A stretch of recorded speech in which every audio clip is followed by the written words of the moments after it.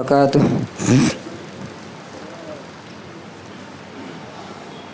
الحمدللہ نحمده ونستعینه ونستغفره ونؤمن به ونتوکل علیہ ونعوذ باللہ من شرور انفسنا ومن سیئات اعمالنا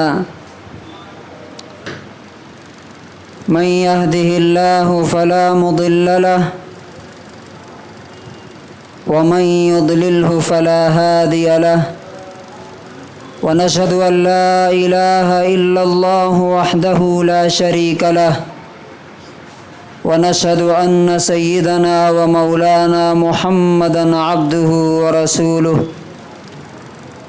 أما بعد فأعوذ بالله من الشيطان الرجيم بسم الله الرحمن الرحيم فلعلك باخع نفسك على آثارهم إن لم يؤمنوا بهذا الحديث أسفا وقال تبارك وتعالى فلا تذهب نفسك عليهم حسرات إن الله عليم بما يصنعون۔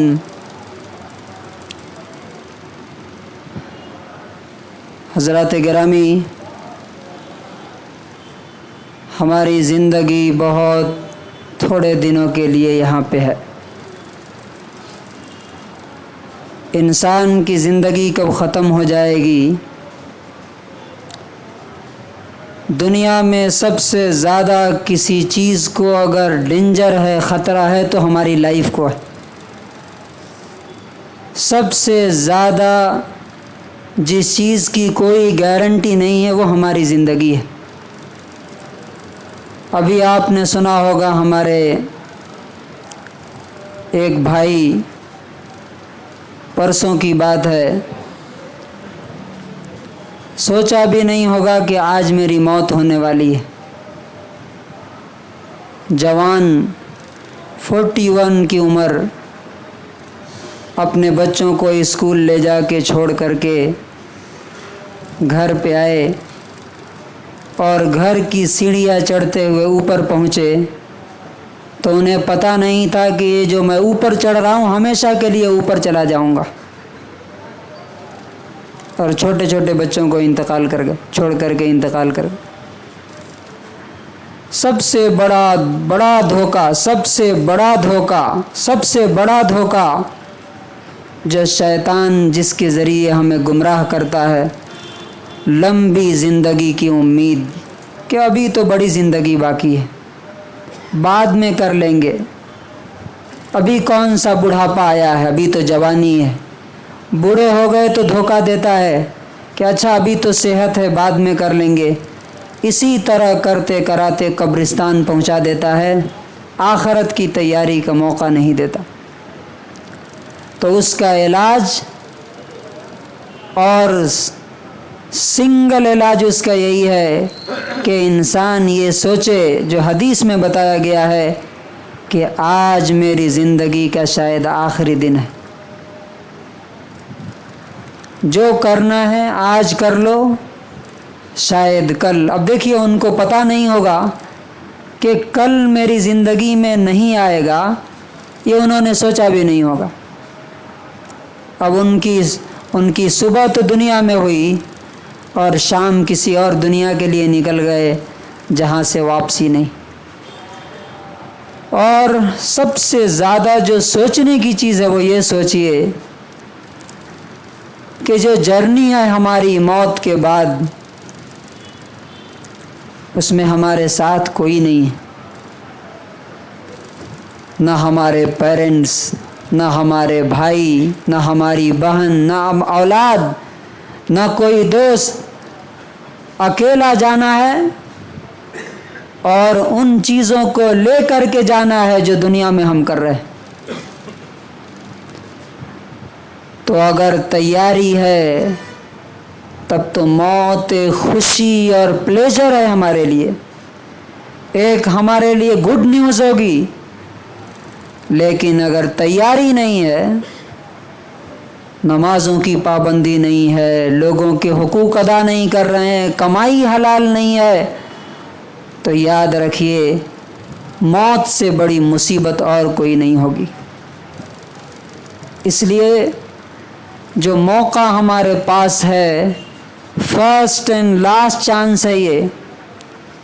دنیا کے کسی ایگزام میں آپ فیل ہو جائیں، کسی کاروبار میں فیل ہو جائیں، کسی بزنس میں آپ فیل ہو جائیں، دوبارہ آپ کو چانس مل سکتا ہے، موقع مل سکتا ہے، آپ کامیاب ہو سکتے ہیں۔ لیکن زندگی کے امتحان میں فیل ہو گئے ایک بار تو دوبارہ پھر موقع اور چانس نہیں۔ اس لیے کہا جاتا ہے وسارعوا، جلدی کرو، سارعوا، جلدی کرو، جلدی چلو، کدھر؟ الی مغفرۃ من ربکم، اپنے رب کی بخشش کی طرف، وجنت، اور اس جنت کی طرف، عرضها السماوات والارض، جس کی چوڑائی آسمان و زمین کے برابر ہے۔ یہ دنیا، چھوٹی سی دنیا کو اپنا گول، اپنا پرپز اور اپنا مقصد مت بناؤ۔ اسی لیے ہمیں اللہ اور اس کے رسول نے ہمیشہ قرآن میں، حدیث میں اسی کی طرف رہنمائی کی۔ اور اس کا سب سے بڑا ذریعہ جو اللہ اور اس کے رسول نے ہمیں بتایا کہ خود بھی اللہ کے حکموں پہ عمل کرو، اور جو دوسری بڑی دنیا تمہارے ساتھ، تمہارے سامنے، تمہاری آنکھوں کے سامنے جہنم کی طرف، آگ کی طرف جا رہی ہے، ان کو بچانے کی کوشش کرو۔ اس پر 5 ہفتے سے بات ہو رہی ہے، اور لاسٹ ویک جو بات ہوئی تھی کہ 12 ربیع الاول کو کرنے کا کام کیا ہے، کیا پلان ہمارے پاس ہونا چاہیے۔ اس دن ایک موقع ہے، ایک چھٹی رہتی ہے، ایک ماحول رہتا ہے۔ تو میں نے بتایا تھا کہ ہر مسلمان پہ فرض ہے کہ اس دن ڈی جے بجانے کے بجائے، یہ گھومنے پھرنے کے بجائے وہ کام کرے جو رسول اللہ صلی اللہ علیہ وسلم نے کیا، اور جس کا حکم آپ نے صحابہ کرام کو دیا تھا، اور صحابہ کرام نے وہ کر کے دکھایا۔ وہ کام کیا تھا؟ اللہ تعالیٰ نے اپنے نبی کے بارے میں کہا سورہ کہف آیت نمبر 6 میں۔ یہ آیت سنیے اور دیکھیے، اپنے آپ کو ذرا تولیے، دیکھیے اس آئینے میں، اس شیشے میں، اس مرر میں کہ ہم کہاں کھڑے۔ چونکہ اللہ کے رسول کے بارے میں اللہ نے کہا کہ لَقَدْ كَانَ لَكُمْ فِي رَسُولِ اللَّهِ أُسْوَةٌ حَسَنَةٌ، تمہارے لیے آئیڈیل اور ماڈل رسول اللہ صلی اللہ علیہ وسلم کی لائف میں ہے۔ مطلب کیا ہے؟ جیسا وہ تھے ویسا بننے کی کوشش کرو گے تب اللہ تبارک و تعالیٰ تم کو جنت دے گا۔ اور دوسری جگہ فرمایا فَاتَّبِعُونِي يُحْبِبْكُمُ اللَّهُ، مجھے فالو کرو تب اللہ تم سے محبت کرے گا۔ تو کیا 12 ربیع الاول کو رسول اللہ صلی اللہ علیہ وسلم نے یہی سب کیا تھا کیا؟ کوئی جلوس نکالا تھا؟ تو اللہ تبارک و تعالیٰ نبی صلی اللہ علیہ وسلم کے بارے میں فرماتا ہے کہ ان کی کنڈیشن کیا تھی، دل کی حالت کیا تھی، لوگوں کے حالات دیکھ کر کے۔ فَلَعَلَّكَ بَاخِعٌ نَفْسَكَ عَلَىٰ آثَارِهِمْ، اے نبی ایسا لگتا ہے کہ آپ ان کے پیچھے اپنی جان دے دیں گے اگر یہ لوگ اس کتاب پر، اس دین پر ایمان نہیں لائیں گے تو۔ جان دے دیں گے آپ مر جائیں گے ایسا لگتا ہے ان کے پیچھے۔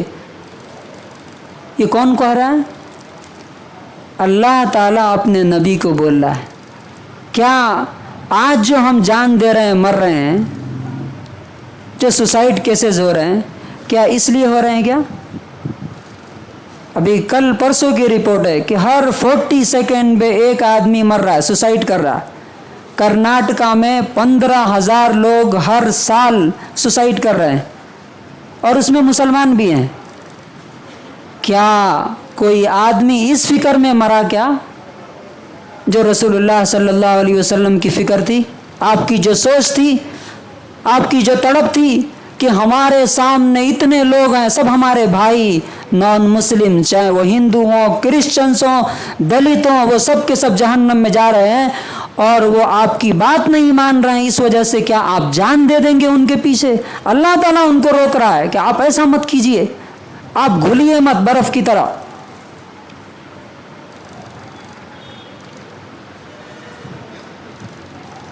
हमारे लिए रसूलुल्लाह सल्लल्लाहु अलैहि वसल्लम अगर आइडियल हैं तो क्या उनकी जो दिल की ये हालत थी वो हमारे अंदर है? उनकी जो तड़प थी वो हमारे अंदर है कि टुमकुर का 75% हिस्सा, आबादी, पॉपुलेशन जहन्नम की तरफ जा रही है। हमारे पास इसके लिए क्या प्लान है? तो लास्ट बात पिछले वीक जो आई थी कि हर आदमी 12 रबीउल अव्वल को से पहले अपने जानने वाले नॉन मुस्लिम भाइयों की लिस्ट बनाए और उसमें भी जो जिस फील्ड का है उस फील्ड के अपने दोस्तों को बुलाए, उनके पास रीच हो, पहुँचे। मसलन जो पॉलिटिशियन है वो काउंसलर्स को, एमएलएस को, एमपीज को, सीएम को, पीएम को मिले। जो कारोबारी और बिजनेस पर्सन हैं वो कारोबारियों को बुलाएं या उनके पास जाएं। जो स्टूडेंट्स हैं वो स्टूडेंट्स को बुलाएं या उनके पास जाएं। जो जॉब करने वाले हैं वो अपने जॉब प्लेस पे जो लोग उनके काम करते हैं, साथ रहते हैं, उनसे बात करें, उनको पहुंचाएं। रसूलुल्लाह सल्लल्लाहु अलैहि वसल्लम की हालत क्या थी? आप सल्लल्लाहु अलैहि वसल्लम आगे आगे होते थे। हदीस की कोई भी किताब आप उठाइए, आपको मिल जाएगा। आप किसी के पास जाते थे कि मैं अल्लाह का रसूल हूँ, क़यामत आने वाली है, मुझे अल्लाह का रसूल मानो, अल्लाह को एक मानो, नहीं तो जहन्नम में जाओगे, मान लोगे तो जन्नत में जाओगे। और पीछे से उनका चचा कंकर और पत्थर मार रहा होता था कि ये पागल है, दीवाना है, इसकी बात नहीं सुनना।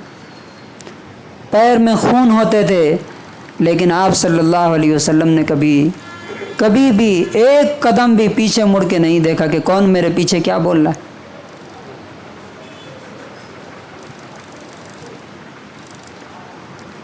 असल जो बात है ना, जो रसूलुल्लाह सल्लल्लाहु अलैहि वसल्लम ने फरमाया था कि आखिरी ज़माने में तुम्हारी कंडीशन शिकार की तरह हो जाएगी, पूरी दुनिया तुम पर टूटेगी। और उसकी 2 वजह बताई थी, हुब्बुद दुनिया व कराहियतुल मौत, दुनिया से मोहब्बत और मौत का डर, बस इसके अलावा कोई और बीमारी नहीं है। हमें किसी दूसरे को ब्लेम करने की ज़रूरत नहीं, हमें लोगों से बात करने में डर लगता है। यहाँ पे देखिए, मैं 2 मिसालें आपको देता हूँ कि रसूलुल्लाह सल्लल्लाहु अलैहि वसल्लम और आपके सहाबा ने किस तरह से काम किया, जिसकी वजह से आज हम मुसलमान हैं। अगर वो लोग भी हमारे तरह डरे होते कि एंटी कन्वर्जन बिल है, एंटी कन्वर्जन बिल किस दौर में नहीं रहा, किस ज़माने में नहीं रहा? क्या रसूलुल्लाह सल्लल्लाहु अलैहि वसल्लम के ज़माने में जो लोग थे, उस वक्त जो मुसलमान होते थे, रिवर्ट होते थे, क्या उनका इस्तकबाल किया जाता था, वेलकम किया जाता था, फूल बिछा करके, कालीन बिछा करके? नहीं। आप सुने होंगे, सुनेंगे तो रोंगटे खड़े हो जाएंगे, कैसी कैसी तकलीफ़ें दी गई। तो 2 मिसालें मैं आपके सामने रखना चाहता हूँ, ये बताने के लिए कि जब तक करेज और हिम्मत और हौसला नहीं होगा तब तक हम ये काम नहीं कर सकते। और यही चीज़ थी जिसने सहाबा कराम को, नबी सल्लल्लाहु अलैहि वसल्लम को किसी मुखालफत, किसी सज़ा, किसी अपोज करने वाले की परवाह नहीं करने दिया। अबू ज़र ग़िफ़ारी रज़ी अल्लाह अन्हु का नाम आपने सुना होगा। ये कौन से कबीले के थे? इनका कबीला डाकुओं का कबीला था। लूटना, लोगों को छीन लेना, मार देना, यही सब इनका काम था।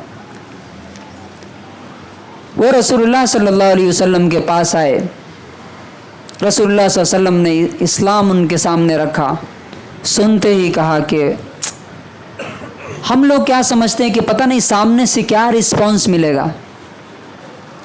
آپ اگر سیرت کا، نبی صلی اللہ علیہ وسلم کی بایوگرافی کا مطالعہ کریں گے، اکثریت نے میجورٹی نے پازیٹیو رسپانس دیا۔ چاہے نبی صلی اللہ علیہ وسلم نے کنٹریز کے بادشاہوں کو، کنگز کو خط لکھا ہو یا انڈیویجولز کو مکے میں، میجورٹی نے پازیٹیو رسپانس دیا۔ اب یہ دیکھیے، انہوں نے فوراً اسلام قبول کر لیا۔ نبی صلی اللہ علیہ وسلم نے کہا کہ ابو ذر اپنے اسلام کو چھپاؤ، چونکہ رحمت تھے نا، ایک طرف غیر مسلمین سے بھی، نان مسلم سے بھی محبت تھی کہ انہیں اسلام کی دعوت دی جائے، انہیں جہنم سے بچائی جائے، دوسری طرف مسلمانوں پر رحمت کیا تھی کہ انہیں زیادہ ستایا نہ جائے، مارا نہ جائے، زیادہ ٹارچر نہ کیا جائے۔ تو کہا کہ ابو ذر ابھی ہم کمزور ہیں، اسلام کو چھپاؤ، گھر چلے جاؤ، جب تم دیکھنا کہ ہم پاور میں آ گئے تب ہمارے پاس آ جانا۔ لیکن دیکھیے، ایمان اگر واقعی دل میں گھستا ہے تو جس طرح زندہ آدمی ہمیشہ لیٹا نہیں رہ سکتا ہے، زندہ اگر ہے تو اٹھے گا، چلے گا، کام کرے گا، مردہ آدمی ہے تو نہیں اٹھ سکتا ہے۔ اسی طرح ایمان اگر اندر ہے تو ایمان ایکشن میں تبدیل ہوتا ہے، کنورٹ ہوتا ہے۔ ایمان بیٹھنے نہیں دیتا آدمی کو۔ جس آدمی کو ہمت نہیں ہو رہی ہے نان مسلم بھائی سے بات کرنے کی، اس کا مطلب اس کے اندر ایمان نہیں ہے، وہ اسی کو خدا سمجھ رہا ہے کہ پتہ نہیں کچھ مجھے مار نہ دے، گالی نہ دے، نقصان نہ پہنچا دے، جبکہ نفع نقصان تو اللہ کے ہاتھ میں ہے۔ تو انہوں نے کیا کہا کہ نہیں، خدا کی قسم میں ان کو جا کر کے ان کے سب کے سامنے اللہ کے بارے میں صحیح میسج دوں گا، بتاؤں گا، چاہے کچھ بھی ہو جائے۔ تو جب انہوں نے اپنا یہ ڈٹرمنیشن ظاہر کیا تو نبی صلی اللہ علیہ وسلم نے بھی کچھ نہیں بولا، آپ نے ان کو فورس نہیں کیا۔ یہ کعبے میں گئے جہاں مکے کے سارے لیڈرز بیٹھے ہوئے تھے، اور جا کر کے کہا سب کے سامنے، اشہد ان لا الہ الا اللہ و اشہد ان محمد رسول اللہ۔ یہ سننا تھا کہ چاروں طرف سے، آپ سمجھ سکتے ہیں نا کہ اگر پورے لوگ یہاں پر مسجد میں سب نان مسلم ہو اور ایک آدمی آ کر کے یا کسی دیول میں جا کر کے بولے سب لوگ بولو لا الہ الا اللہ محمد رسول، تو کیا ہوگا اس کے ساتھ؟ پکڑ کے مارنا شروع کر دیا، اور اتنا مارا کہ بے ہوش ہو گئے، گر گئے۔ تو اب قریب تھا کہ لوگ ان کو مار کے ختم کر دیتے۔ حضرت عباس رضی اللہ عنہ آ گئے، نبی صلی اللہ علیہ وسلم کے چچا۔ انہوں نے آ کے جھانک کے دیکھا کہ کون ہے، کہا کہ ارے تم کو پتہ نہیں ہے کون ہے؟ یہ غفار کا قبیلہ، غفار کا یہ لیڈر ہے یہ، اور تمہاری جو بزنس ہے اس کا راستہ وہیں سے گزرتا ہے، تمہاری بزنس کا راستہ کٹ کر دے گا، تم مر جاؤ گے، ختم ہو جاؤ گے۔ تب وہ لوگ پیچھے ہٹے اور ان کو انہوں نے ہوش میں لا کر کے پھر نبی صلی اللہ علیہ وسلم کے پاس پہنچایا۔ اب سوچئے ہمارے ساتھ اگر ایسا ہو تو ہم کیا کریں گے؟ اس کے بعد کیا ہوا؟ ڈر گئے کیا؟ گھر میں بیٹھ گئے؟ نہیں، شکوہ کرنے لگے ہمارے ساتھ بہت ظلم ہوا؟ نہیں، کہا کہ اللہ کے رسول میں کل پھر جاؤں گا، کل پھر، ہمت دیکھیے، کریج، کل پھر جاؤں گا۔ اگلے دن پھر گئے اور جا کر کے وہ سیم لیڈرز کے سامنے پھر وہی کہا اشہد ان لا الہ الا اللہ و اشہد ان محمد، اور پھر اسی طرح انہوں نے مارا، اور پھر حضرت عباس رضی اللہ عنہ نے ان کو بچا کر کے اپنے پاس پہنچایا۔ کہا کہ اللہ کے رسول میرے دل کی جو خواہش تھی کہ میں نے اللہ کا کلمہ، صحیح میسج ان تک پہنچا دیا، میری ذمہ داری ختم ہو۔ یہ تھا وہ کریج اور وہ ہمت جس نے اللہ تبارک و تعالیٰ کی مدد ان کے سامنے اتار کے کھڑا کر دی، فرشتوں کو نازل کرا دیا۔ یہ تو انڈیویجول لیول پہ ہے۔ بعض لوگ کہتے ہیں کہ ابھی تو مسلمان ہی نہیں سدھرے، کہاں سے نان مسلمز کے پاس جائیں گے؟ رسول اللہ صلی اللہ علیہ وسلم نے ابھی مکہ فتح نہیں کیا تھا، جو آپ کا شہر تھا۔ مکے میں بہت سے لوگ کافر تھے، نان مسلم تھے، لیکن آپ کا دل صرف مکے اور مدینے کے لیے نہیں تھا۔ مسلمان صرف مسلمانوں کے لیے نہیں جیتا ہے۔ اگر مسلمان صرف مسلمانوں کے لیے جی رہا ہے تو وہ مسلمان نہیں ہے۔ کیوں؟ اس لیے کہ اللہ تبارک و تعالیٰ نے تو قرآن میں کہا کنتم خیر امۃ اخرجت للناس، للمسلمین نہیں بولا۔ جو لوگ یہ بولتے ہیں وہ دھوکے میں۔ اللہ نے کہا کہ تمہیں لوگوں کے لیے، اور للناس پارٹیکولر لوگوں کے لیے نہیں، ٹمکور کے لیے خالی نہیں، للناس مکے کے لیے نہیں، مدینے کے لیے نہیں، بلکہ پوری دنیا کے انسانوں کے لیے تمہیں نکالا گیا۔ تو رسول اللہ صلی اللہ علیہ وسلم کے بارے میں اللہ تعالیٰ کہتا ہے کہ آپ ان کے پیچھے اگر یہ ایمان نہیں لائیں تو جان دے دیں گے کیا؟ تو نبی صلی اللہ علیہ وسلم کا دل پوری دنیا کے لیے درد اور پین محسوس کرتا تھا۔ جیسے ہی آپ کو موقع ملا، آپ نے اس وقت کے جتنے آس پاس بڑے بڑے کنٹریز تھے، سپر پاورز تھے، ان سب کو خط لکھا۔ اور اس میں دیکھیے کیا ہمت ہے۔ میں صرف آپ کو آج یہ بتانا چاہتا ہوں کہ جو دعوت کا کام ہے نا، جو 5 ہفتے سے جو ہم بول رہے ہیں، یہی ایک راستہ ہے اس ہندوستان میں، اس ٹمکور میں عزت کے ساتھ، چین کے ساتھ، سکون کے ساتھ زندہ رہنا ہے تو یہ کرنا ہی پڑے گا۔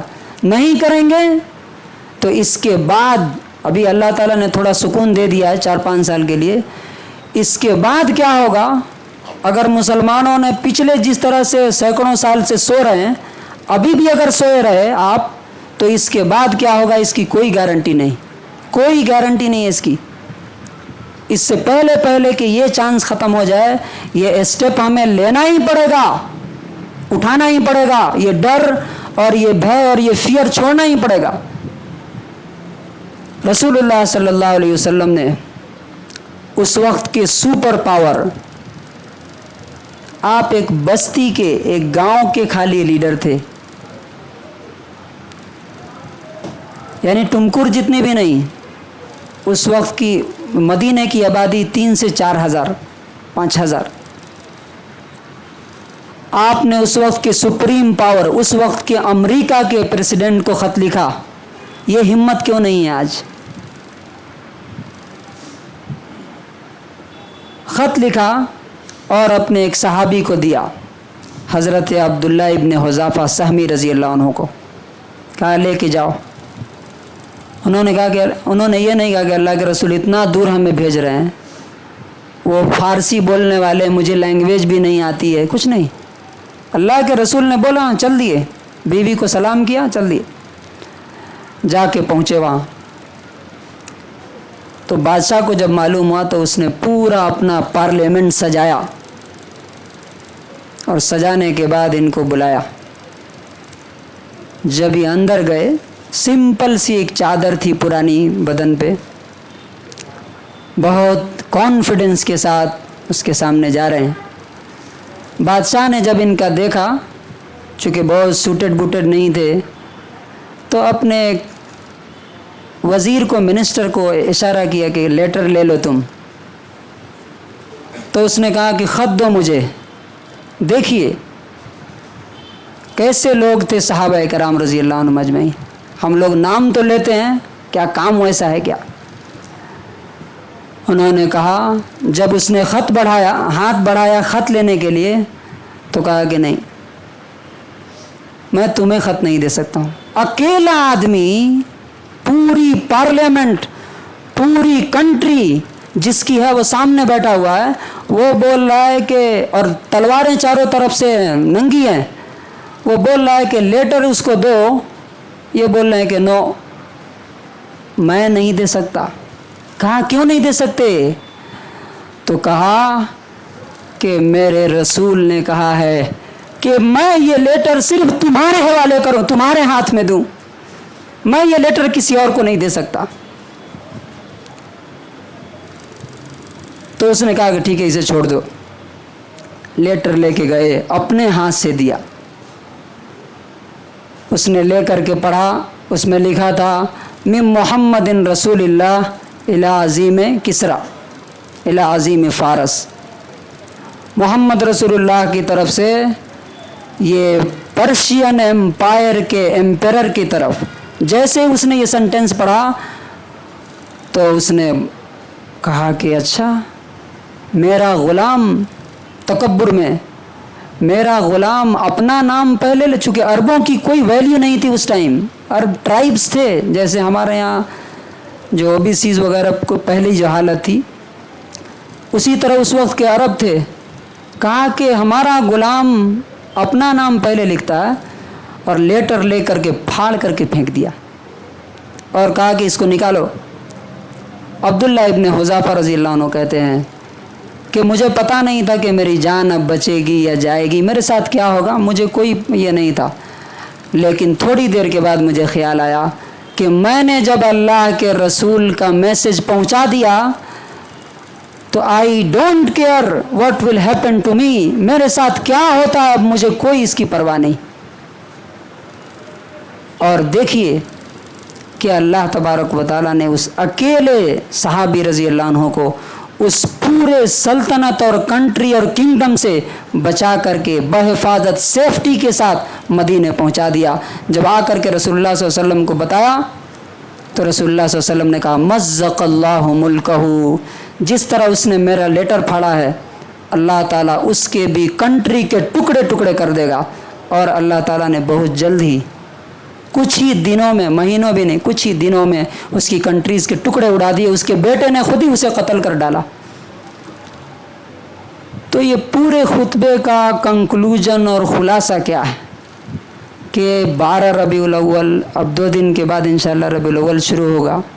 یہ ربیع الاول کے مہینے میں ہمیں کرنا کیا ہے؟ بہت ساری چیزوں کے لیے کمیٹیاں ہیں یہاں، میلاد کے لیے کمیٹی ہے، فلاں کے لیے کمیٹی ہے۔ کیا نان مسلم بھائیوں تک دین پہنچانے کے لیے کوئی کمیٹی ہے کیا؟ جو اللہ کے رسول نے جو کام کیا اس کام کے لیے ہمارے پاس کوئی کمیٹی نہیں، کوئی پلان نہیں۔ جو نہیں کیا اس کے لیے کمیٹیاں بھی ہیں، پلاننگ بھی ہے، پیسے بھی ہے، فنڈ بھی ہے، بجٹ بھی ہے، سب کچھ بھی ہے۔ تو جب ہم الٹی ڈائریکشن میں چلیں گے تو اللہ تبارک و تعالیٰ کیسے ہماری مدد کر سکتا ہے؟ تو لاسٹ پوائنٹ یہ ہے کہ 12 ربیع الاول کو ہر آدمی اپنے نان مسلم دوستوں کے ساتھ جو سب سے بڑی بھلائی کر سکتا ہے کہ اسے جہنم سے بچانے کے لیے بتا تو سکتا ہے، کم سے کم مانے یا نہ مانے یہ اس کا اپنا کام ہے۔ اور اللہ تعالیٰ نے کہا ان الینا ایابہم، تم پہنچاؤ، تم بات پہنچا دو، پلٹ کے تو ان کو ہمارے پاس آنا ہے۔ ثم ان علینا حسابہم، پھر ہم ان کا حساب لیں گے کہ انہوں نے ہماری بات کا رسپانس اور جواب کیا دیا۔ اللہ تبارک و تعالیٰ سے دعا ہے کہ اللہ تعالیٰ ہم سب لوگوں کو اب کی ربیع الاول کو جشن منانے کے بجائے اور برتھ ڈے منانے کے بجائے اور جینتی منانے کے بجائے اللہ کے رسول صلی اللہ علیہ وسلم کا جو اسوہ، نمونہ اور ماڈل اور آئیڈیل ہے، یعنی تمام انسانیت کو جہنم سے بچانے کا کام کیا، وہ کام کرنے کی ہمیں توفیق نصیب فرمائے۔ بارک اللہ